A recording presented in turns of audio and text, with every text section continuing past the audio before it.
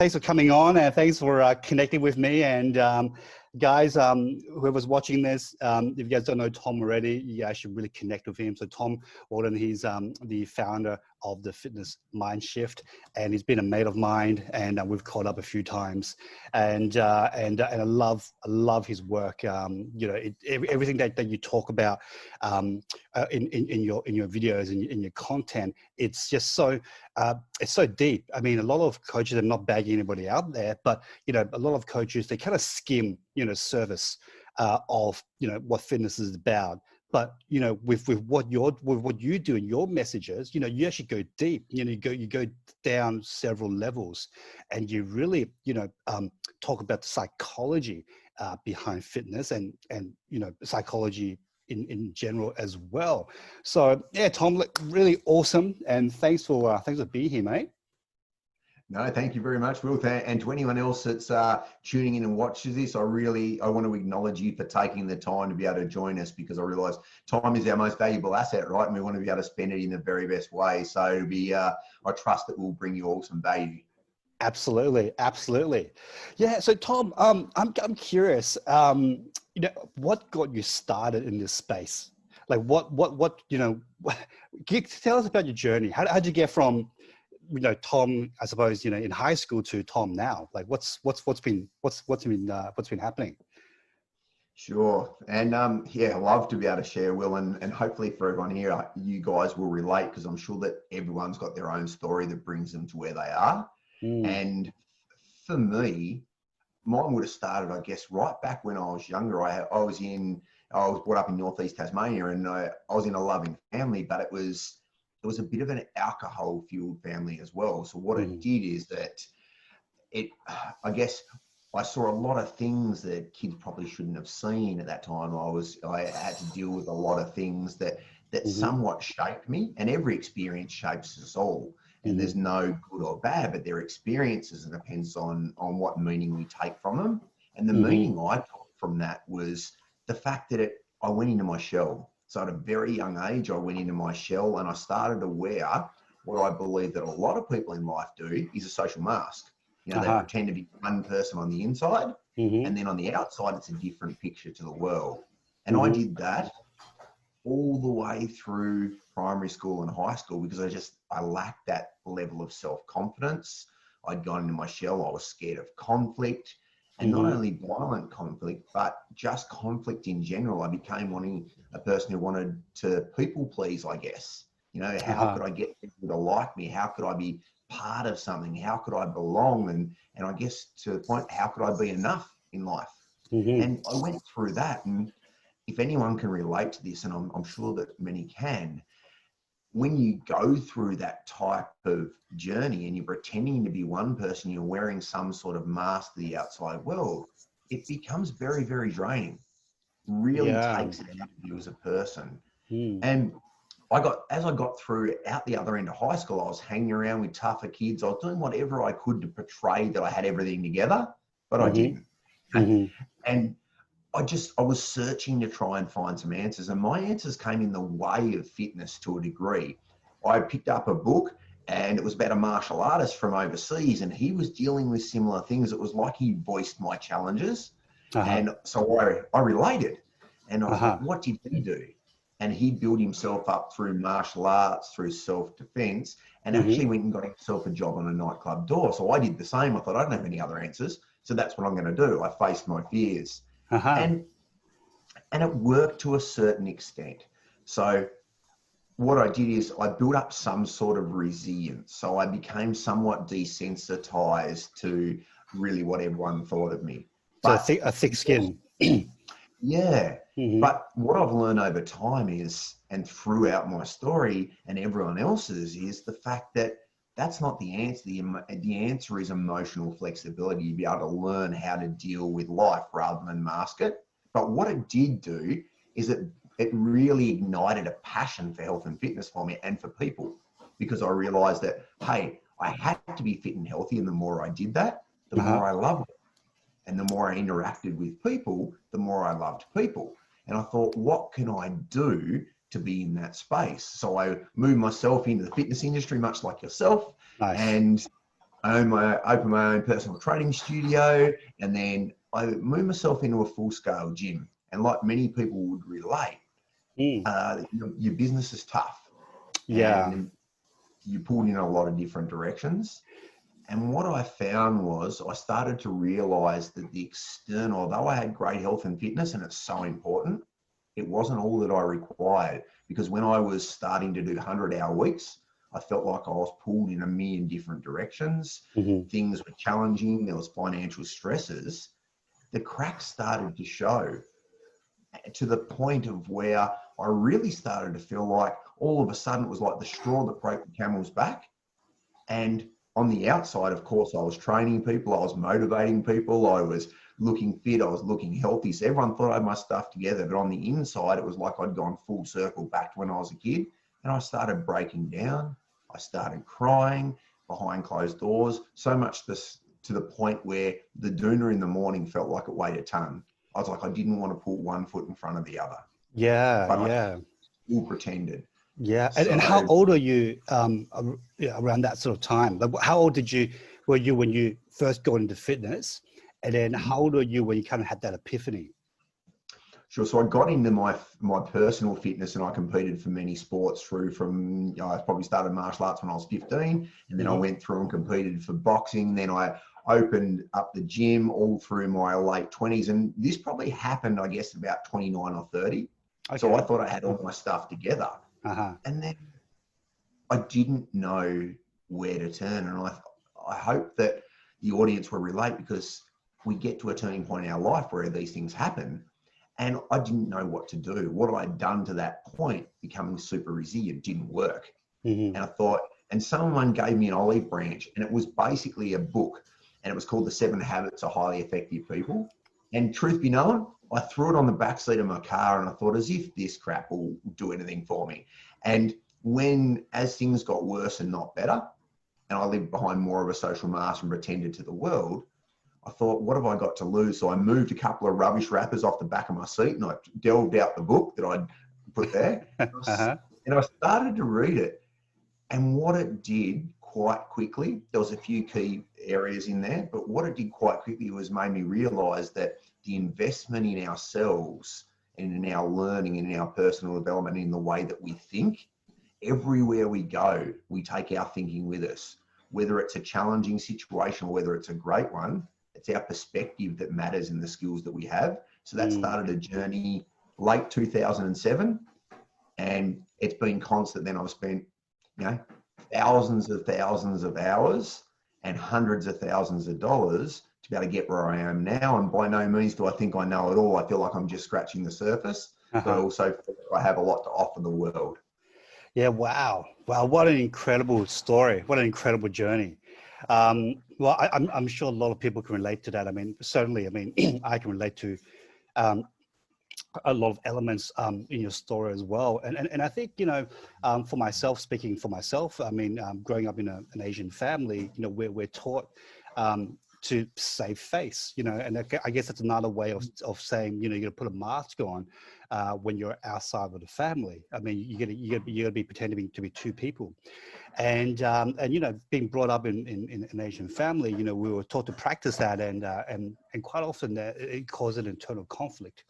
And I mean, personally, I mean I mean, although on the surface, I was excelling in sports, in my fitness, in my career, and things like that, but I couldn't really find my true self. So that really resonates with me. What you said. So I guess to your point, it's very your mindset and the lens that you look at things with. How important is that, and how important is that when it comes to health and fitness, but overall, I suppose, life as well. I mean, what would you say to that? I would say, from my personal opinion, that it's the most important thing you can do. It's the most important investment you can ever make. But mindset is such a broad term that Hmm. gets thrown around so much. But for an Hmm. example, I could give anyone, someone could research. I'm not saying that they would get the appropriate research, but we have a plethora of information out there. So people could work out, okay, here's some nutrition ideas. Here's some exercise ideas. There's no shortage of those, but I can give those things to anyone. And do they follow through? Do they achieve long-term health and fitness and internal fulfillment for life? And you could change gyms and you could change nutrition 20 times. And do you achieve your goal? More than likely not, because the challenge comes in the patterns and the way that we're thinking. And when we look at mindset is a combination of a few things. It's a combination of the meaning we give to events in the world. It's what we value highly, what we've come to believe to be our truth as well, the standards we have in particular areas. And it's made up of so many things that allow us to be the best version of ourselves. But one of my favorite quotes is from Einstein. He says, you can't solve a problem using the same level of thinking you used to create it. So what this means is, that's gold. If we knew how to get ourselves to where we wanted to be, we'd have done it already. Yeah? If we knew that that's why we need external perspective. We need to really lock arms or invest in ourselves to be able to learn the skills to become better and to be able to open up our mind to be able to see things from different angles and get a different picture on the world. So I think, from my investment in myself and from what I've learned and from my business partner and good friend Steve Newman, who I do the Fitness Mindshift with, I've learned so much that if we can learn more about the way that we think, we can become more skillful. Then that not only filters out into our health, into our fitness, but it filters out into everything. It's like a ripple in the pond where you go, my relationship is over here, how I deal with my businesses, how I manage stress in my life. All of that is reflected from the way that we think and then building ourselves to be fit, healthy body and mind. That's so good. That's so true. And I think at the end of the day, it all comes down to your mindset, your willingness to sacrifice or to take a certain sequence of actions to get to your goals. And well, let me ask you this, Tom. I mean, if you boil it down to the fundamentals, being healthy and fit isn't rocket science, right? I mean, you eat the right foods and you do the right exercises, then naturally over time you should be able to slim down and build muscle and become physically fit. And I think, intuitively, majority of the population knows that. But why is it so hard for some people to achieve those goals? So why is obesity a massive issue worldwide? I mean, particularly in the Western countries, in America and in Australia, for instance. So why is it that most people really already know what they need to do, but they can't, or something stopping them? Like, what do you think is the main reason behind that?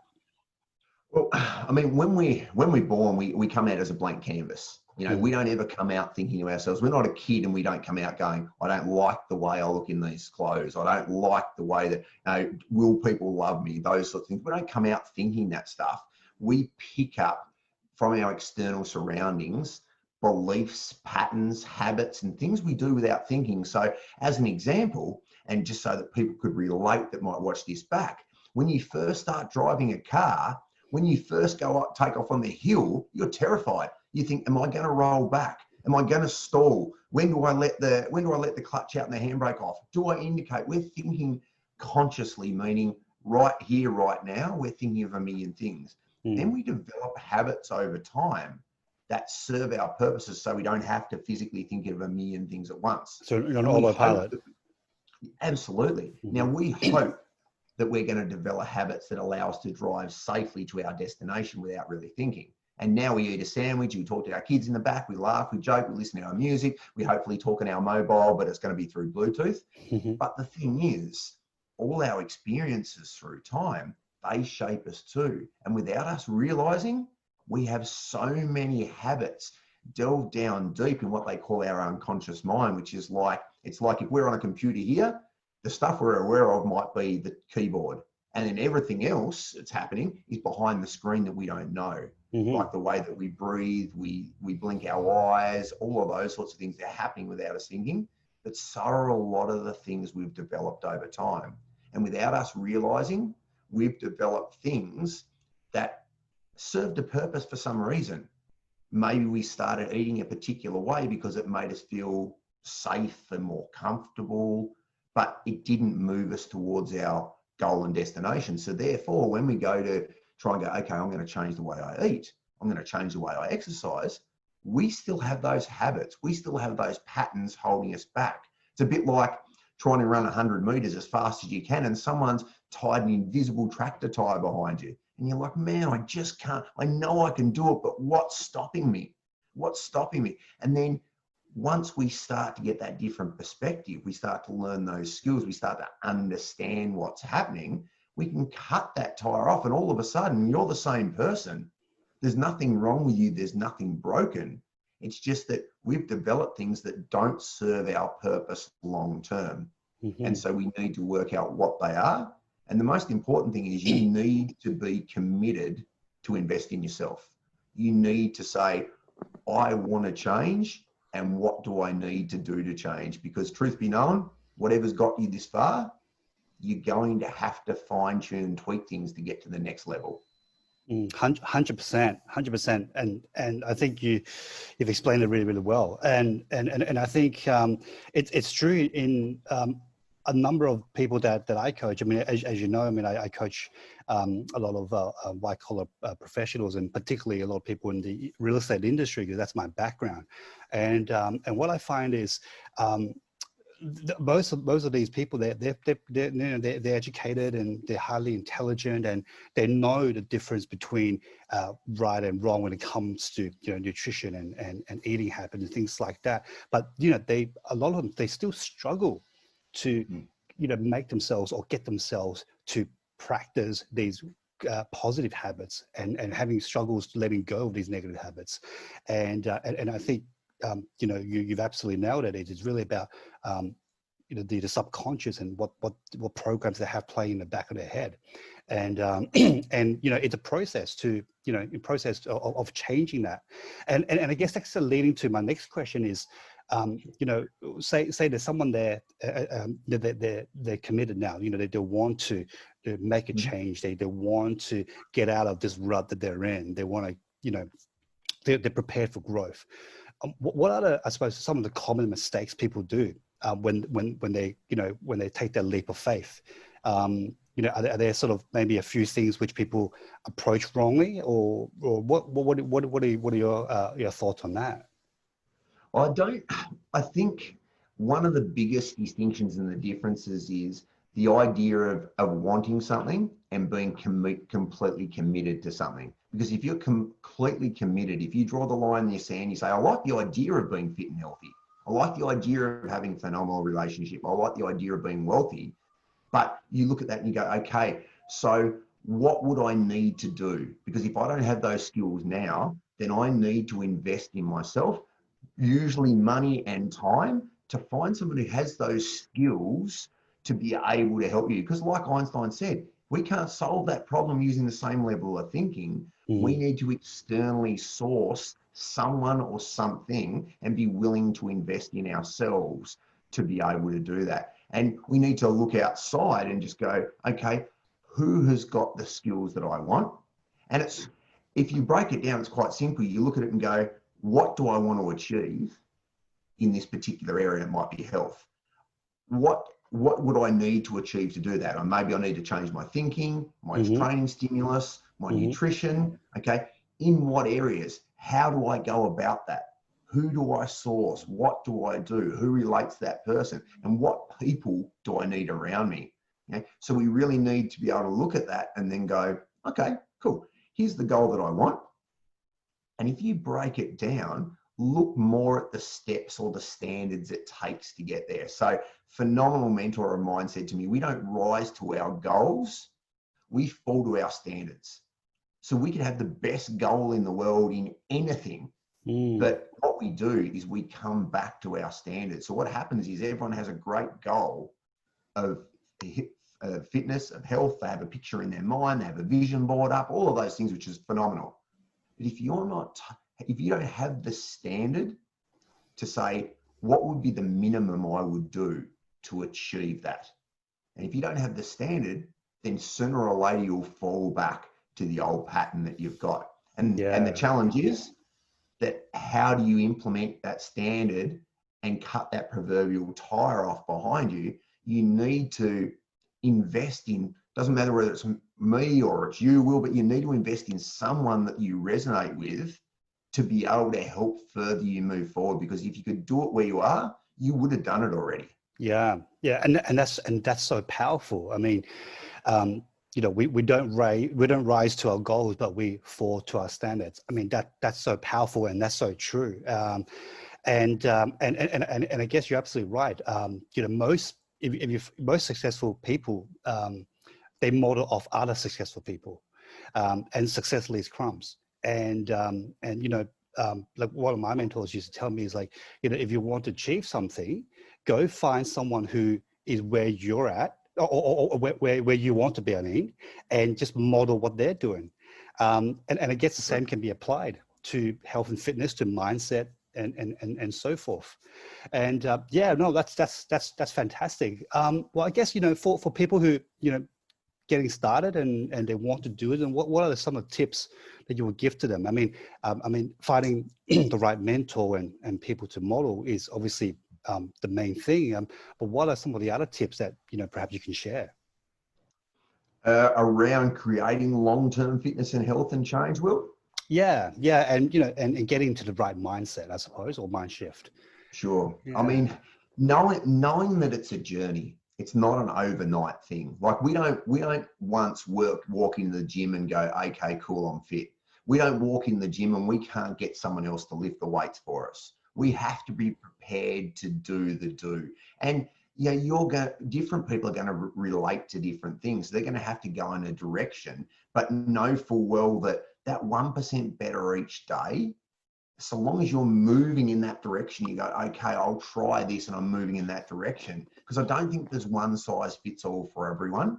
But if you look at the goal you want to achieve, and like you said, look at the people that you want to follow and go, okay, what will move me in that direction? And if you soon pick up something or you do something, hey, that doesn't align, to go the other way. But the secret is to do something now that your future self will thank you for.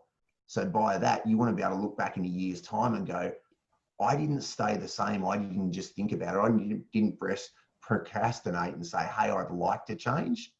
I physically made the step towards it to the best of my ability.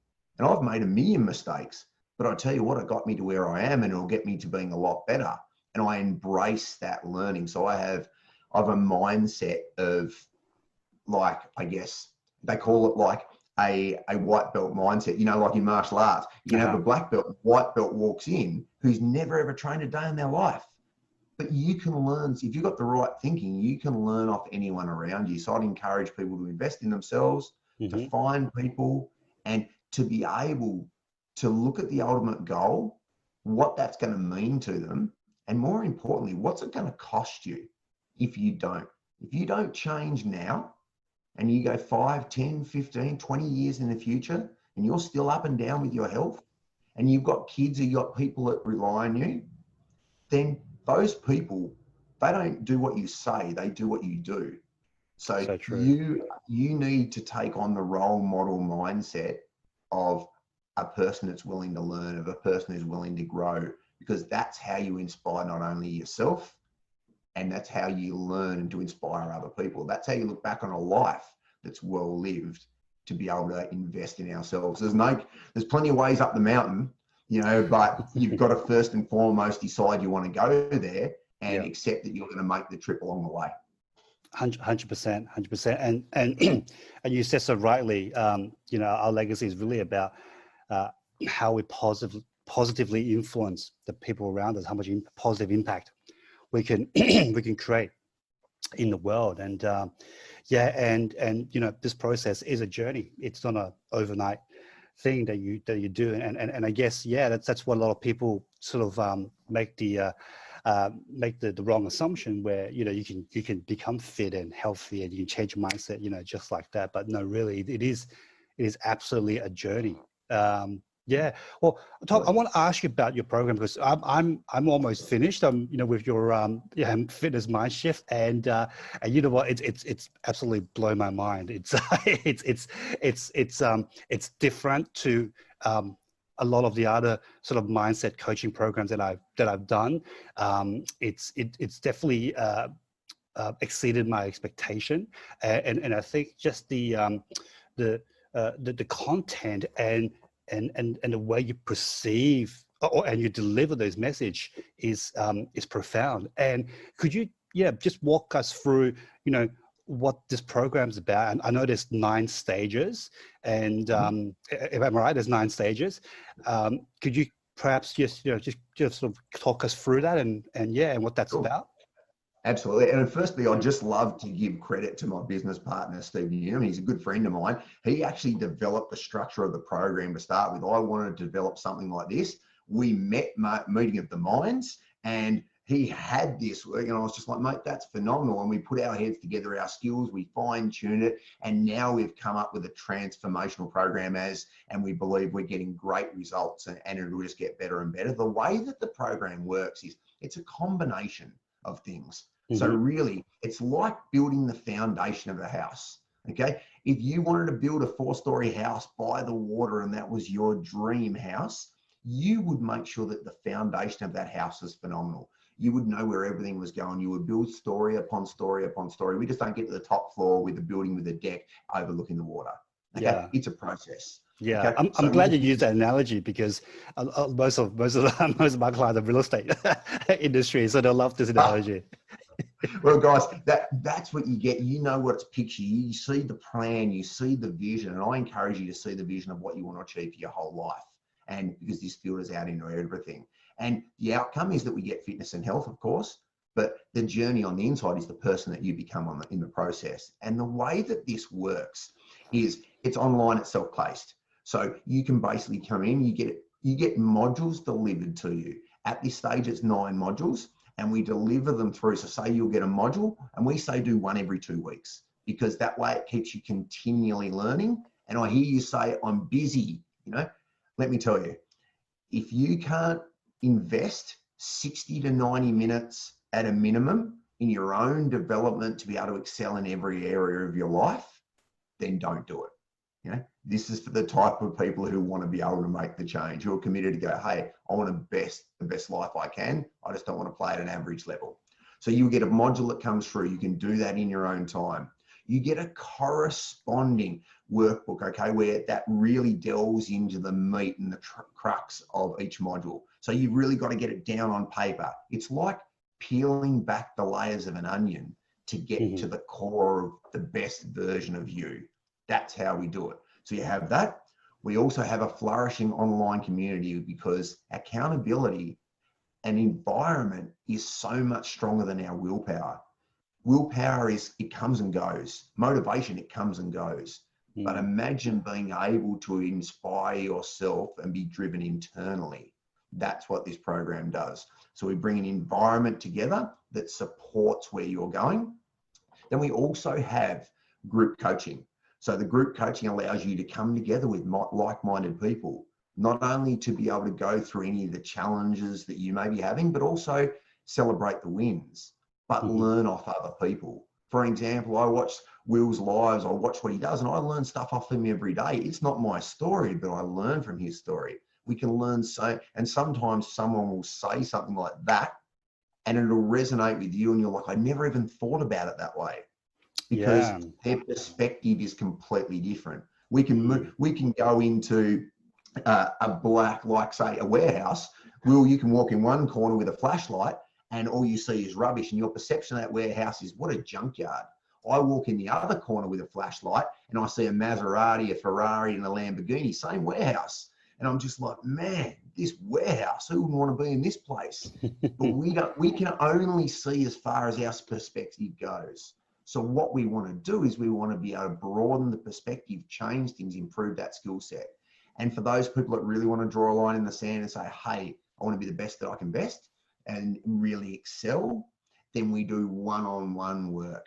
with those people as well. So you get the online, you get the community, you get the accountability partners, you get constant value all the time, you get your group coaching, and then you get one-on-one, which allows you to be able to delve down personally into anything that has stopped you, that proverbial tyre that we were trying to run 100 meters with that's holding us back.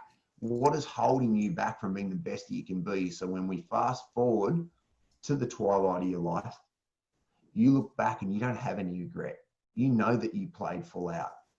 And you can do it off your own back, guys. Don't get me wrong. You know, you can invest the time. I encourage you, go and invest a couple $100,000, invest 20,000 hours or more. You know, this will fast track your journey because we've put in that time, we've lived those challenges to be able to bring this to you, to be able to really help you be the best you can be without having to make that huge investment. The investment for you is time and commitment to be able to say, okay, this is where I want to be and this is how I do it. And we guarantee it 100%. If you're not happy with what you get, we don't want to, you know, we're happy to give you any money back that you pay. We want, our success comes from your success. Our success comes from you being the best version of yourself, because how does that filter out into your family, the person you're going to meet tomorrow, how you feel about yourself with your self-confidence, how you look in the mirror, the fitness and health that you've got. And then how does that play out to maybe your kids when they look at you and go, man, my mum or dad are an inspiration. I want to be like them. They're my heroes. And they follow what you do, not what you tell them to do. 100%, 100%. Wow, that's fantastic. Well, Tom, that's great, and I love that, you know, you're able to share all this with us, and you know, sharing your journey, you know, sharing your insights about, you know, health and fitness and mindset, and obviously talking about your program, which is phenomenal. I love it. Like, I absolutely love it. So if people want to reach out to you and, you know, find out about a little bit more, you know, what's the best way to contact you? Where can they find you? Absolutely. You can go through and you can look me up, Tom Walden, on Facebook. Just send me a message request. That's okay. Or you can go to www.thefitnessmindshift.com. So it's not mindset, it's mind shift, because we're shifting the way that you think. So www.thefitnessmindshift.com. Fantastic. And we'll have an Instagram page soon as well. Yeah, fantastic. Well, look, I'll make sure I'll put the link down in the comments below so people can click and check you guys out. And look, Tom, thank you so much. Appreciate your time. You've given us a lot of golden nuggets during this, you know, 30 minutes or so. And look, I'm going to continue to obviously, you know, watch you grow personally, and obviously your business and program grow as well. And mate, keep those videos coming. I love them. Every time I watch them, I go, wow, that's something that resonates with me. And a lot of times, like, well, I've had that thought before, but I just couldn't articulate it. And bang, it just, you know, it's so powerful, so powerful. So well, look, Tom, thanks again, and look, I look forward to catching up with you again soon, and I'm sure everyone's going to really enjoy you know, reaching out to you and talking to you and learning more about what you do. Thank you so much. Thanks, Will, for having me on, for giving me the opportunity to be able to talk. And for anyone else who takes the time to be able to sit in, to be able to listen to this, I really acknowledge you for taking the time. I really appreciate it. And whatever you do, guys, just invest in yourself. No one is ever broken or damaged. You've got everything that you need. Sometimes we just need a little bit of a shift or a mind shift to be able to move you in the direction that you want. So wishing you all the best, and I'd love to be able to chat to a few of you in the future. Awesome. Thanks, Tom. Catch you soon. See you guys. Bye. Yeah.